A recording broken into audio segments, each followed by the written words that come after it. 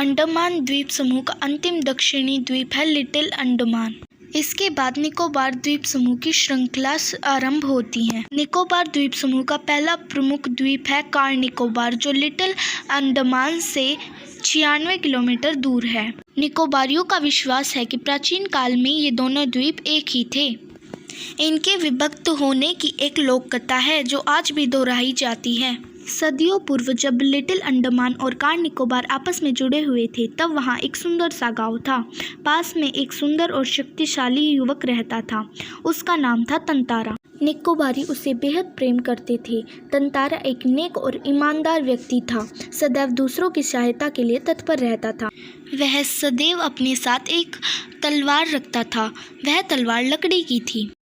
तंतारा अपनी तलवार को कभी अपने से अलग न होने देता था। लोगों का मत था कि उस तलवार में अद्भुत दैवीय शक्ति है, चाहे वह बेशक लकड़ी की क्यों ना हो।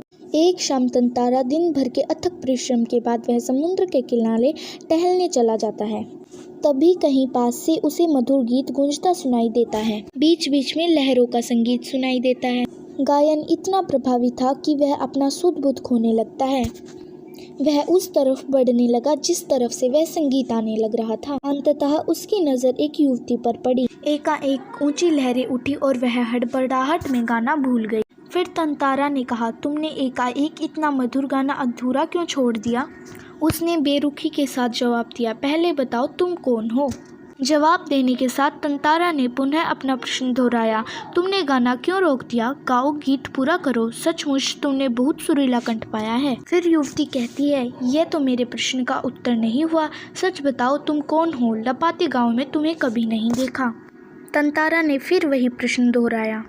युवती झुंझला उठी। फिर उसने कहा, ढीठता की भी हद होती है। मैं जब से परिचय पूछ रही हूँ और तुम एक ही राग लाप रहे हो। गीत गाओ, गीत गाओ। आखिर क्यों? क्या तुम्हें गांव का नियम नहीं मालूम? इतना बोलकर वह जाने के लिए तेजी से मुड़ी। तंतारा के होश उड़ गए और उसने कहा, मुझे माफ़ कर दो। जीवन में पहली बार मैं इस तरह विचलित हुआ हूँ। तुम्हें देखकर मेरी चेतना लुप्त हो गई है। मैं तुम्हारा रास्ता छोड़ दूंगा, बस अपना नाम बता दो। फिर युवती ने जवाब दिया, वामीरो। फिर तंतारा ने कहा, वामीरो, वाह कितना सुंदर नाम है। कल भी आओगी न यहाँ? तंतारा ने याचना भरे स्वर में कहा। फिर युवती ने कहा, नहीं, शायद कभी नहीं। फिर तंतारा कहता है, वामीरो, मेरा नाम तंतारा है। कल मैं इसी चट्टान पर प्रतीक्षा करूँगा। तुम्हारा बाट जोहूँगा, ज़रूर आना। वामीरो नहीं रुकी, भागती ही रही। तंतारा उसे जाते हुए निहार रहा था। वामीरो घर पहुंचकर भीतर ही भीतर कुछ बेचैनी महसूस करने लगी। उसके भीतर तंतारा से मुक्त होने की एक झूठी छटपटाहट थी। एक चिल्लाहट में उसने दरवाज़ा बंद किया और मन को किसी भी और दिशा में ले जाने का प्रयास किया। बार बार तंतारा का याचन भरा चेहरा उसकी आंखों में तैर जाता। उसने तंतारा के बारे में कई कहानियां सुनी रखी थी। उसकी कल्पना में वह एक अद्भुत साहसी युवक था। उसका व्यक्तित्व कदाचित वैसा ही था जैसा वामीरो अपने जीवन साथी के बारे में सोचती रही थी, किंतु एक दूसरे गांव के युवक होने के साथ यह संबंध परंपरा के विरुद्ध था। किसी तरह रात बीती। तंतारा उसी पहाड़ी पर वामीरो का इंतजार कर रहा था। फिर उसे एक परछाई आती हुई दिखाई दी। परछाई धीरे धीरे साफ होने लगी। वह और कोई नहीं, वामीरो ही थी। वामीरो लपाती ग्राम की थी और तंतारा पासा का।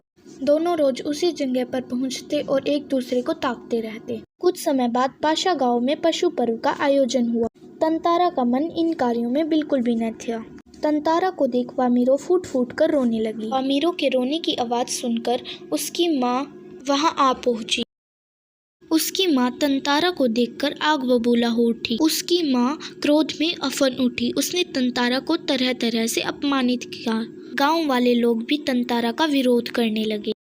तंतारा के लिए यह सब असहनीय था। वामीरो रोए ही जा रही थी। वह पसीने से नहा उठा और उसने अपनी तलवार निकाली और धरती में घोंपकर अपनी तरफ खींचता चला और खींचते खींचते वह दूर पहुंच गया। जहां से तलवार खींची गई थी वहां एक दरार होने लगी, मानो धरती दो हिस्सों में बट रही हो। एक गड़गड़ाहट की आवाज़ सुनाई दी और लकीर की सीध में धरती फट गई। एक तरफ तंतारा, दूसरी तरफ वामीरो।